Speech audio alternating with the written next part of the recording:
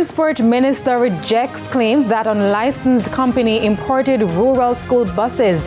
FCJ defends urban center rental fees.